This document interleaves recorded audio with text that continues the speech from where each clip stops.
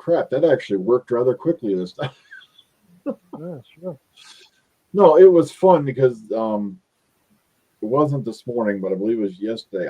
I tried to get online to do my morning live vlog, and I'd sit there, I'd hit the button, go to YouTube Live, and I wouldn't even be like two letters in the typing the title, and all of a sudden the app would reset.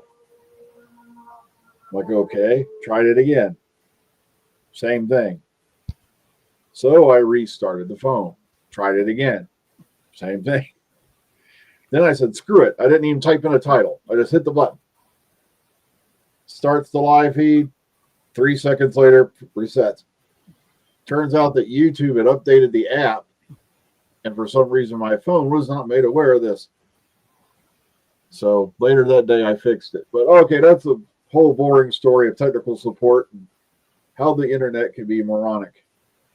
You have to love technology. People are worried about Skynet. People are worried about AI. Guys, with the AI and things Americans make, I'd be lucky if that thing could use a toaster as a weapon. Okay, it's just, it's just, scary. What's going to happen is going to make you drive your Tesla off a cliff. That's going to be about it. All right, it's just, so I'm not worried about AI in the world we're in. But okay, all right, we got a few people popping in, so let's get started. Of course, we're going to talk this week about, first, we're going to talk about the Interstellar Song Contest. I keep trying to call it the Intergalactic Song Contest. I don't know why. And, of course, we'll talk about Wish World. All right, so starting with Interstellar Song Contest. Oh, heck, we'll start at the top. Why don't you go ahead and start us off, DWC? What did you think of Interstellar Song Contest? Okay. Only Doctor Who could find a way to incorporate the Eurovision Song Contest into a sci-fi setting, and all without using the name Eurovision at any point in the episode. This episode has all the fun and glamour for a Eurovision fan, from the lights to the costumes, and even the inclusion of Ryland coming out of cryogenic suspension, because of course that's something he would do if he could. And really clever attention to detail of the second host occasionally speaking French. So even hundreds of years later, the French still refuse to speak English. Also, can we just take some time to appreciate how much prosthetic that singer had to go through to play Lizarden from the planet Lisbo? Try saying that 3 times fast. And that Graham Norton finally appeared in Doctor Who in a way that didn't ruin the episode. Oh, the overall theme of this episode could be seen as over the top and preachy. However, it did allow Ncuti to portray the Doctor in a way that hasn't been seen since Eccleston, and can show how far the Doctor could go without their companion. Also, Susan? Overall, an episode that is fun one moment, but keeps you in suspense the next. And with Mrs. Flood revealed as the Rani, all that's left is to see the explosion of the 24th of May. All right, AJ. Yeah, this was a bit of a mixed bag episode. It was a bit fun with the song contest. Then you had how dark the Doctor got, which we haven't seen for a while now, since probably Capaldi even, I think, because Capaldi got pretty dark there towards the end.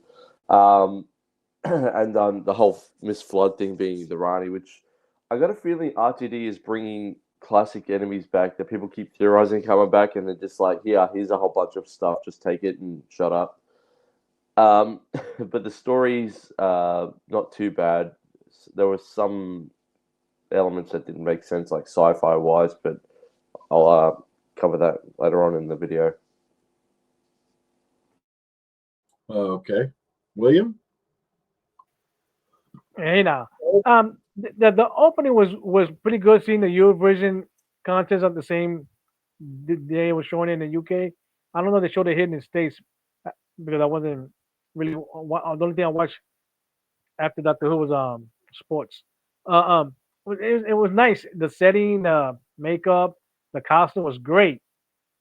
But the main plot of them trying to destroy it because of a corporation destroying another planet because of honey that one blew me off, and that made no sense. I say, well, if that company is the main reason your planet is the way it is, shouldn't you check it out on that company itself instead of taking it out of a subsidiary that they put money in for contests and maybe even sports events and stuff like that?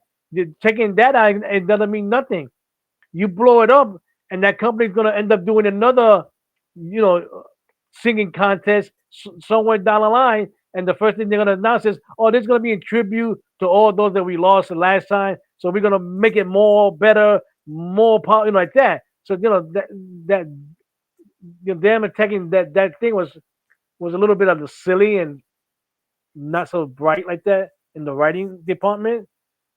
And seeing the doctor go dog was great. We need to see that more often because I don't know why. Because everybody keep thinking that the doctor's a happy-go-lucky guy. He's not. Because if you remember since way back, he always been a loner, especially after he lost his granddaughter left, and then when some people that some of the companions that he lost, really bring out the darkness in him, you know. So it was good to see that. At the revelation at the end, that it was that this was the Ronnie, that was already put up on the internet, so it wasn't no big surprise. The only thing that surprised me was the bi regeneration, which that made no sense to me whatsoever. Because if that was capable, that means the Time Lord should have been able to do that, especially during the Time War, and they would have had so more soldiers dealing with the Daleks. So that made no sense because when the doctor did it, he said it's never been done before because it's never been thought of. So I don't know how to run. You could say Mrs. Flood could by regenerate. That made no sense. It wasn't even explained. Yeah, of course, it was the ending like that because to show up that it was the Ronnie. So that bugged me out. And I'm saying some people got. I say some writing got a little bit lazy with this thing. It's not a bad story. I'm not saying it's a great story because taking out the Ronnie, it was not really much of an important episode because it just showing the doctor sidetrack from taking his companion home to see a singing contest. So that was a little bit weird there. That's my opening statement there. Yeah, it was pretty interesting episode. Nice setup. Um, I can actually say I pretty much enjoyed it. Of course, thoughts and prayers to all you folks who actually have heard the full version of Dugadoo and are now addicted to it. It is a really weird song. But of course, one of the things I couldn't get over was the fact you get all these people out here running around the internet going, "The doctor was persecuting that kid, blah blah. He wouldn't do that." And I'm like, wait. Are we talking about the same doctor that like tricked Davros into wiping out Scarro? Yeah. Are we talking about the same doctor who back at the end of Family of Blood did all those nifty little things? Did we forget all about that? Or we forget about the same doctor like Peter Capaldi? You'll find the universe is a very small place when I'm angry with you. Did we just, wait a minute. Yeah, it's like we're talking about the doctor thinks his companion's dead. He thinks this guy's probably the sole reason it happened. Plus, that never made any sense to me. Yeah, sure. Your race was wiped out by this corporation, but the 3 trillion innocent listeners sitting at home are the ones who are going to die. It's like, you really think that corporation is going to give 2 shakes of a rat's butt? Exactly. Mhm. See, yeah, that's what I mean. I can't figure that out. Yeah, and of course, thank you, Hand of Sutek. Yeah, the same first doctor all the way back at the very first serial was gonna bash in a caveman's head with a rock because he was holding them up. You see what it's like? You can't just sit there and say he wouldn't have done this. But of course, I know a lot of Red Dwarf fans' ears perked up when they heard the words "hard light." Mine did. But of course, it was a great episode until they came to the bi generation. allegedly he's going to explain why this has happened in the last episode. But at the same time, I'm like, really, why was it even necessary to begin with? It just silly, you know. So Mrs. Flood's just basically going to be, walking around behind the Ronnie, being, like the, her handmaiden or something for the next couple episodes, or well, through the final at least. I mean, and I just don't get the point. Much as I like Anita Dobson in that role, what was the point of keeping her around? It makes no sense. This is another character who I feel is being wasted on screen. Oh look, I'm sinister, but at the same time, I'm going to kiss her butt because now she's the actual Ronnie. It just, like I said, makes no sense. But of course, we did have the one great highlight above all of them was finally we get the return of Susan Foreman, which everybody's been waiting for since, oh God, dare I say it? Dimensions of Time. All dimensions. I would say 5 Doctors. Yeah, she was in 5 Doctors, and of course, I believe she was also in I try not to remember Dimensions in Time. Okay, as I've told people before, Dimensions in Time is the Doctor Who. What the Star Wars variety special was the Star Wars.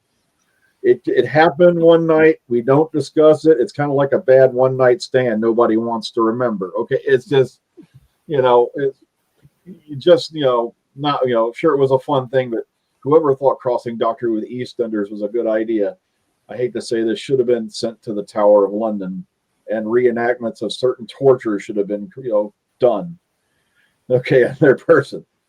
Nothing fatal. Okay, we don't want any beheadings or hangings or putting their heads on pikes, maybe, but still. But overall, like I said, I very much enjoyed the episode. I love the way it went. Of course, Graham Norton popping up. Plus, who was that guy who was the host again? I keep forgetting his name. Ryland Clark. Yeah, apparently, he's a very popular figure over there in the UK. Yeah, he is. Well, for those who don't know, his career pretty much started off as a contestant on X Factor, and I'm going to be very limited in my knowledge because I don't know X Factor. But there's this one moment where it was pretty viral before viral was a thing, where he's been to one of the judges and he's been informed that he's through to judges' houses or next round or something like that, and his reaction to his it's just complete excitement. Anyway, after that, he was on Celebrity Big Brother, but you think that you're a celebrity now. But over time, his career has really skyrocketed. Hence the joke at the end: "You came back from the dead." Oh, sounds like my career. that was. Yeah, we just stick him in the freezer every so often, and we just throw him out when we need him. On that point, there is I don't know what to call this a nitpick or not, because I appreciate it was a joke, but the moment he said, "Not again," and I thought, well, surely you're used to this, mate. You've frozen yourself quite a few times now, presumably for this contest. That line made me think of Hitchhiker's Guide to the Galaxy. The scene where the whale and the flower pot are falling in. It's like, the whale's having these big thoughts, but the flower pot, the flower actually thought, "Oh no, not again." Something like that. No, it just sounded like a Hitchhiker's Guide line to me. I was like, "Not again." I was also doing a thing watching it. I was trying to see, are they going to try and throw in multiple Eurovision song titles? And I don't know if there was a contest to do that, but there was at least 3 of them at all. There was the only big ones were you heard the song "Making Your Mind Up" by Bucks Fizz. That was when they were reviving everyone. And then the only others is just the one line from the Doctor: "I thought it was my Waterloo, but it was my rise like a phoenix." That's, if there was some effort to put Eurovision titles in, that's all I could find. Plus, of course, oh God, now I feel bad because I can't remember the names of the characters. The nurse, I believe it was, and the other guy who was at the station. Hang on, I do have names. I think it was Mike and Gary. They were married. The characters were pretty, interesting. I guess I enjoyed them very much. I thought they were very well done, very well written. I enjoyed them as helping the Doctor out, and then of course them being the ones who, are trying to get everybody revived out of space, and of course that little scene where they end up unfortunately reviving Mrs. Flood, who turns out to be the Ronnie.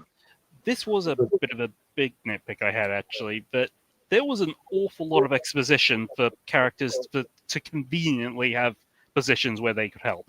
Some were very conveniently tech specialists, one was conveniently a nurse. It was way too convenient for a lot of the I'm characters. an expert in triangulation.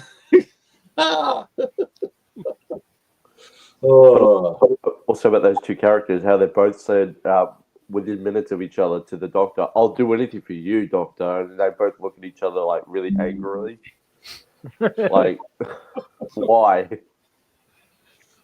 Also, the doctor flew through space with a glitter cannon.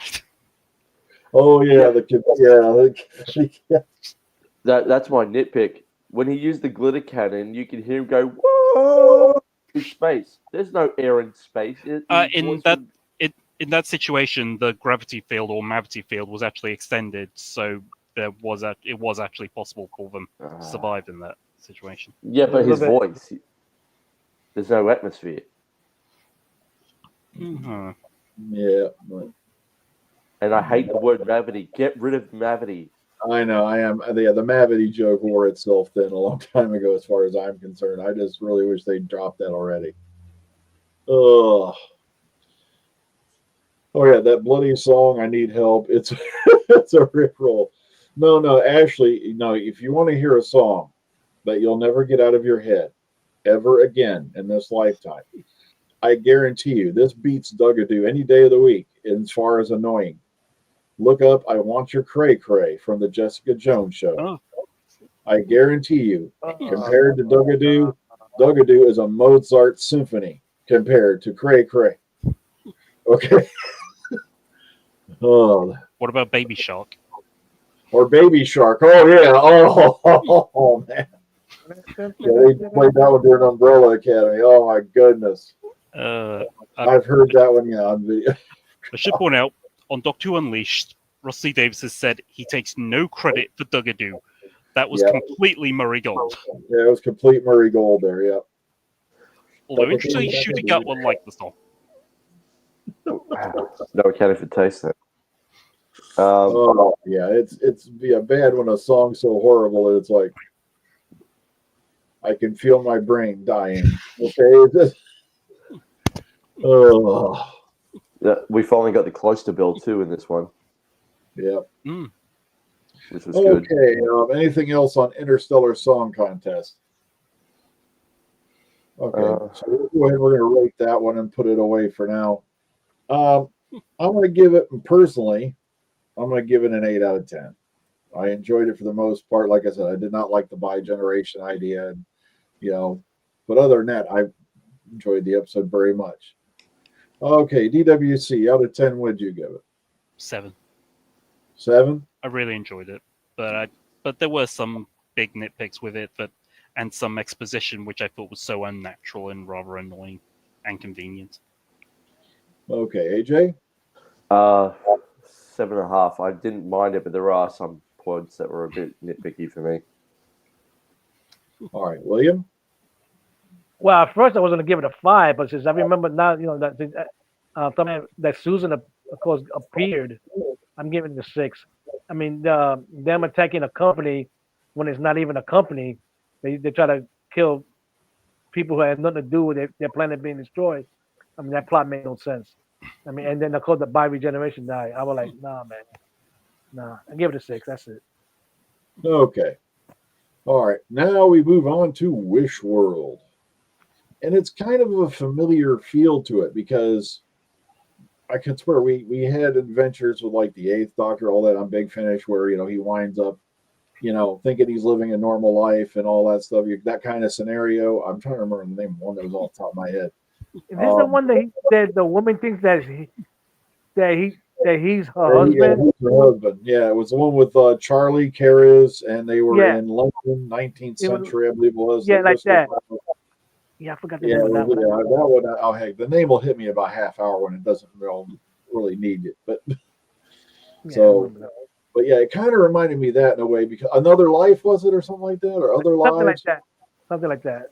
Something like that. Yeah, because that gave me that feel with Shooty's doctor, walking around, in the suit and all that, and everything's hunky dory. But of course, you've got some people who are going, okay, something's wrong here. And of course, the whole let's see how many mugs we can break by the end of the episode. Yes. But I want to hear your guys' take on it. We're going to start at the bottom this time. William, what did you think about Wish World? I didn't like it. I did not like it at all. I mean, I was like, what? You show at the beginning of the episode showing the Rodney going back in time to kidnap the seventh son of a seventh son because of a sort of a gift that he has to make your wish come true. And instead of trying to say just restore Gallifrey or that goofball that appears at the end of the episode, you make this whole scenario to wipe out the doctor's memory. That I was gonna say a profanity. Look, I had to hold myself. That makes no sense. That's total BS. Because man, that pissed me off. Because as we all know, even from the two episodes that Ronnie appeared facing the sixth and seventh Doctor, she did her own business for herself, not for nobody else. Same thing when the character appeared in Big Finish, played by Simone Redman, may she rest in peace. Um, she only was doing things for herself. I don't understand why the Ronnie wants to bring back Omega. No sense whatsoever. No sense. She didn't give a flip about the master. And if it was a lie on TV back then, she would have gave him the bird. She didn't care for the doctor. So I don't understand this nonsense rumor that they may have been lovers. I'm like, what? That made no sense whatsoever.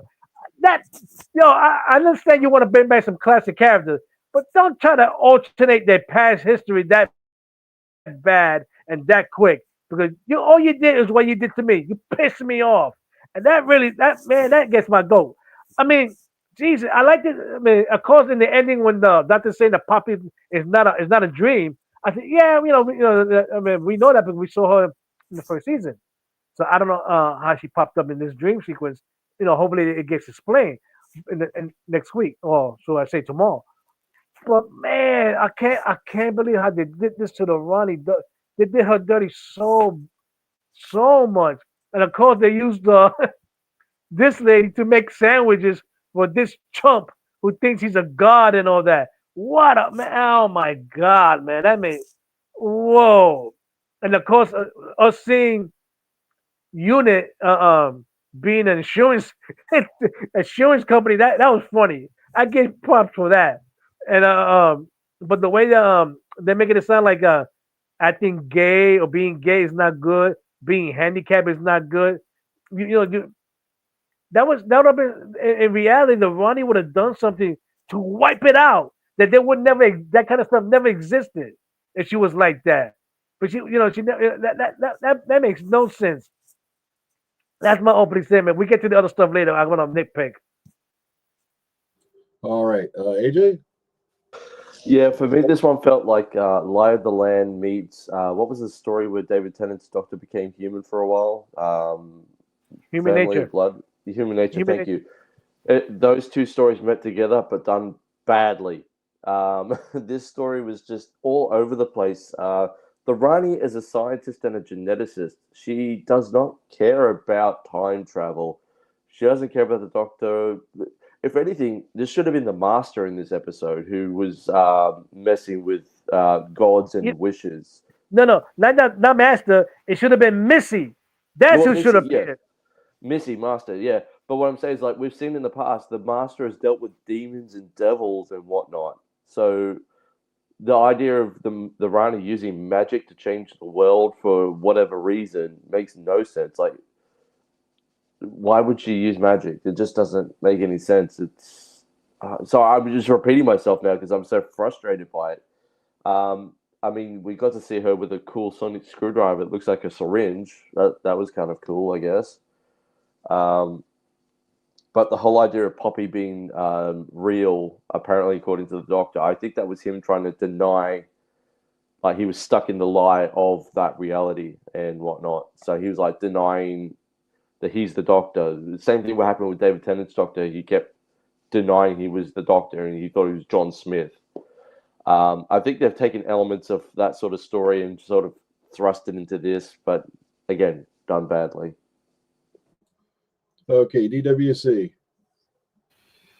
For that, before I start, I'll just say, with a lot of the things you've been complaining about, I would rather just wait till the next episode because a lot of those things might get explained, and that's why I reserve a lot of judgment in these situations. So, and I actually did like this episode, so I'll start now. Let battle commence. With a newly bi-generated Rani on horseback, she rides to find the seventh son of a seventh son of a seventh son to bring forth the god of wishes. Also a misogynist like Conrad can make the world in his image, like Alan at the beginning of the series. Hey, so that Planet of the Incels line paid off. This episode was probably the most trippy and unusual yet, putting the Doctor in a position they haven't been in since maybe Human Nature and the Family of Blood.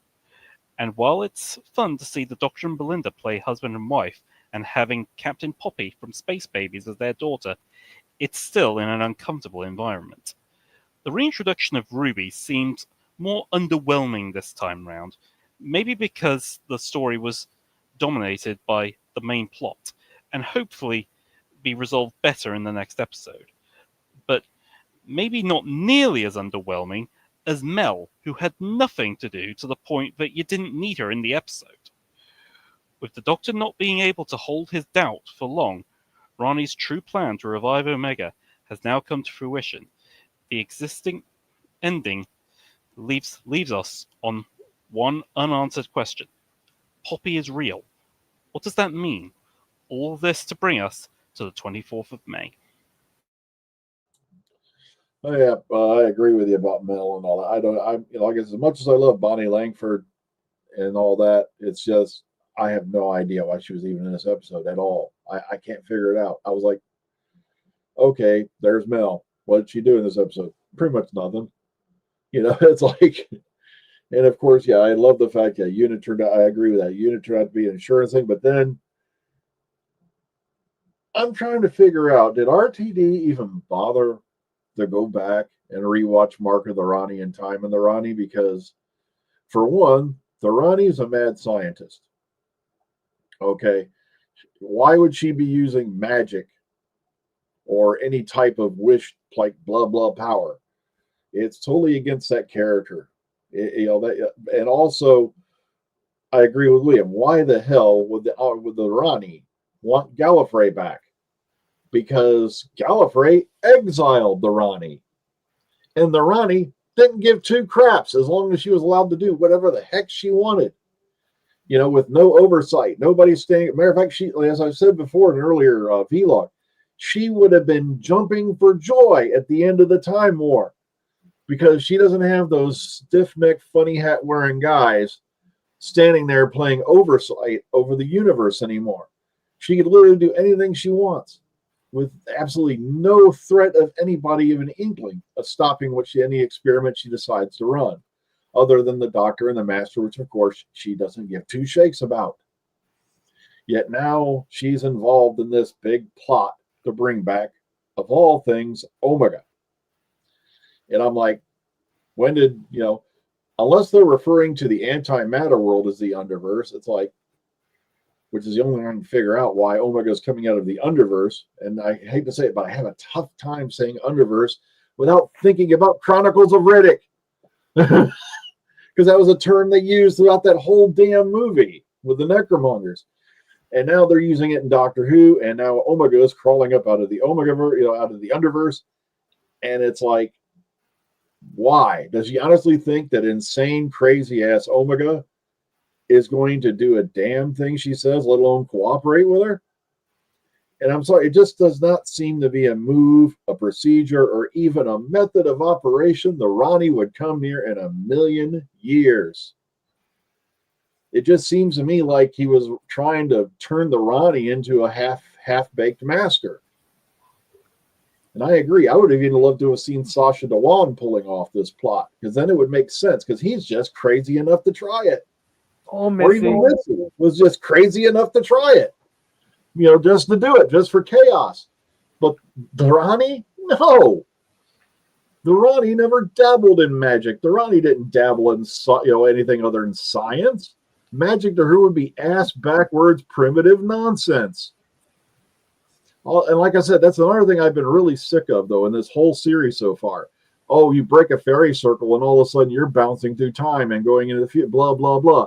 Oh, no, look, now we've got a magic baby that can alter the universe. I haven't seen a thing like that since Supernatural. Yeah. That seems like a half-baked Supernatural plot. It really does. I expect to see Dean and his brother, Dean and Sam, show up in the damned Impala any minute now, let alone the TARDIS. That's why I'm really disappointed in Wishworld. I really was. I was so hoping, okay, maybe we're going to get back on track here. But that's not the Ronnie. That was never the Ronnie. He's completely taken that character and did a 180 with that character's whole motive and purpose. And it just really scares the shit out of me now, because after what I saw what he did with Sutek, I am not looking forward to seeing what the hell he does to Omega. You know what's funny? I don't understand why Omega keeps calling himself Omega when his name is Peleus, and that was just a grade that was given to him for his theory on time travel, and they thought it was impossible, so they gave him the grade of Omega. That nickname stuck to him. Well, that was what was brought up in Big Finish. You have to remember, when the character was originally created, his name was Omega. The whole Peleus thing and all that was out of Big Finish. Exactly, it's the more well-known name. Yeah, and it's also a title he's been living by anyway for all this time. I don't see him changing his name back anytime soon, because Omega seems more threatening than Peleus, I just want to touch on William's point of why didn't the Ronnie just cure people's disabilities?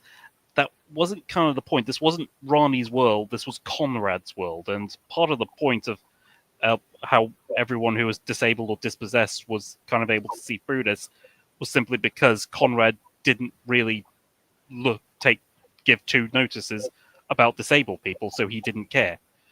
And although it wasn't so much that he hated disabled people, it's just they don't register to him. I agree with you, DWC, but you notice that for Conrad to do that, Ronnie gave the child to him, to use that gift that he has, and that's something that Ronnie would never do. Why would she help a human for anything? Which if anything, if she wanted that kind of gift, she could have just used it to, say, erase the doctor out of existence, like that. Just erase it. And this is where I say, just wait till the next episode. Maybe a lot of these things can be explained. Yeah. I can understand that, but remember, we're reviewing what we saw in this episode. When this specific but we're episode, still only seeing half the story, and a second half of the story can change everything. Yeah, I'm really hoping there's a major payoff coming, in tomorrow's episode, because otherwise, like I said, the whole Ronnie plot in this thing makes no sense whatsoever. And notice that the only good thing Mrs. Flood did was make a sandwich and take a hug. I'm like, what? Yeah, it's just like I said. We'll have to hopefully they'll pull something out of the hat. I'm really hoping. But at the same time, look at how well Empire did. I actually rated that episode highly, but then when I went back and watched it again, I'm like, it's a funny thing. When Omega appears, is he gonna look like with that costume on, or will he still try to look like he did in his last appearance as the Fifth Doctor? There has supposedly been a leaked image of that he's now a CGI character with giant tentacles. No. Yeah, I've seen that image, but I've also seen this image of him in some kind of golden armor or something like that. So, like I said, the problem is you're not sure what's real and what's not anymore out there. All I know is, like I said, the one guy who did his predictions that I've been reading off for the last, he's been 100% dead on. And that's why I'm kind of a little bit worried, because the last prediction on that list is Shooty Gotway is gone. There has been a leaked image, supposedly. Yeah, someone's right there. He looked like Krang from TM. Ninja Turtles. Yeah, he looked like Krang in a summer car and had a baby. Okay. Somebody leaked who's supposed to be the next Doctor will be, and if that turns out to be true, man, And Oh, it's man. RTD apparently did say on his Instagram, the whole bi-generation thing's going to get explained as well. So like I said, and actually, like I said, I'm trying to remain optimistic, because it is a setup for this week's show, but I've seen far better setups, and it just does not seem to be an atypical Ronnie ploy. It's like, this isn't the Ronnie. This is more like a half-baked master plot. It just not something the Ronnie would do. All right, AJ, you got your hand up. Go ahead. Sorry, just two things. The moment the Rani said music and the disco ball dropped, I almost cringed out of my seat, and I was expecting a dance montage, like with Rasputin from Jodie's era or something. But thankfully, we didn't get that. And the other thing is, I think maybe the Rani created by generation and tested it on the Doctor to see whether it would work or not first, because I reckon she's out of incarnations. It could be that too. That could explain the bi-generation thing right there. That's why I said I'm not going to go totally crazy, because we do have tomorrow's episode to go. I believe that's going to get released at midnight. So, it'll be all over the internet by the time I go to work tomorrow morning. What happened? All right, go ahead, DWC. Yeah, I'd actually like to rehash a point from several weeks ago. It was, I can't remember the name of the episode now, but it was the episode with the Midnight entity in it. And I said back then a potential nitpick of how did the Doctor and Belinda have the exact suits on that they needed for where they were at. And now that nitpick absolutely stands, because they weren't in an alternate reality world or imaginary world or anything. No, they were very much in the very same world. So how on earth did they have those suits? Also, can we appreciate that Doctor Who is clearly still quite a cheap show to make, given that they were using the same security drones from the Interstellar Song Contest? Yeah, they still reuse stuff all the time. But which I think is funny. The thing about the spacesuits, right? How often during the Tennant area did Tennant have the right spacesuit for a certain thing? Like in that time period. That spacesuit. Yeah, Jodie used that suit. Capaldi used that suit. Capaldi, you made a joke about having to use that suit. He had to wipe some hair gel out of the top of it or something. Darren, thank you, Darren. He said, it was the well. Yeah, and I don't want to stick too much on the well, but again, on that episode, it was a very specific kind of suit for a very specific situation. That's why I always nitpicked about it. Yeah. It's the best ship in the universe. It's the TARDIS that has everything. Yep. I wish like I said, I hope we do finally see a bit more of this TARDIS. The console room is very impressive. I'll give them that. A lot of nifty doors and stuff like that. But one of the things I do like to see occasionally, though, is more of the interior. So maybe sometime in the future. The only funny thing, it's not gonna happen. I would like to see Omega tell the Doctor off for marrying his wife when he disappeared. Oh gosh. Oh yeah, remember that time in Amsterdam? Oh. Probably important thing to point out. Rogue finally appeared again. Oh, that's right. Yeah, Rogue appeared. That's right. And it seems like he's very close to death now. Yeah. I'm in hell, but I'm here to warn you, man. Which is probably quite sad, because I would have liked to see more of that character. Okay, being released at night tomorrow, not 8 a.m. Okay. No iPlayer in the morning. Thank you very much, Ashley. I wasn't sure what they were doing with that one. I did know another thing I've heard is that after it does get released, they're apparently in the cinemas and all that, there's going to finally be a trailer for War Between the Land and the Sea. Yes. So that's another thing to look forward to. I was looking at the listings. I think it's actually an 80-minute long episode. Next one. It's going to start at 6:50 over here, I think. So tomorrow's episode? Oh, sorry. No, I'm asking. Tomorrow's episode will be 80 minutes? As far as, 80, maybe 70. I actually can't remember the listings anymore, but it's certainly a longer episode than normal. Wow, that's good. But my they'll question get a lot in there. But my question is, I just thought about it. David Tennant's Doctor is still hanging around. So where is he and what's going on? Okay, all we know is one of the predictions that was in the thing, and they don't mention, they just said another New Who Doctor was going to appear in the finale. They did not say which one it was or anything like that. There's probably a good chance it'll probably be Tenet, but we don't know for sure. Well, by approximate Like I elimination, said, 100%. you know it's not Eccleston. You know it's not Eccleston. You know it's not Matt Smith. He's busy. So that leaves Tennant, Jody, and Renegade Doctor. Yeah, because Or, Capaldi won't come back either. Yeah, I'm Yeah. not sure if he would either. He's filming He's done, something. he said. He just released an album not long ago. So, I know, I gotta try and find it. All right, 69 Okay, 90. minutes, Ashley says. Thank you very much. Thank you very much, Ashley. 69 minutes, very specific RTD. What are you trying to tell us? Yeah, so go ahead, DWC. I'm sorry, I cut you off there. No, I was just saying thank you to Ashley because Okay. I wasn't sure about the exact time. Okay, so let's rate this baby, and we're going to put it away. All right, let's start at the top of DWC. Out of 10, how do you rate Wish World? Clearly, I'm going to be different from the rest of you, but I really did actually like this episode. So I'm giving it an 8. All right, AJ? Ooh, 4.5 for a really cool looking sonic screwdriver. Yeah, her That's about sonic it. was really cool. Yeah, I got to say that. Where it was. William? Oh, 4. Even if tomorrow's episode solves some questions, the writing here messed everything up. And as we all were saying, it makes no sense. Yes, a 4. A 4. All right, thank you for a movie. Yeah, Every Realm is good. I've heard it is very good. I've not heard it myself, but a lot of people have heard it. They've been going, yeah, give it a listen. So, okay. This is a tough one because I don't want to shovel it completely under because it is just a setup episode.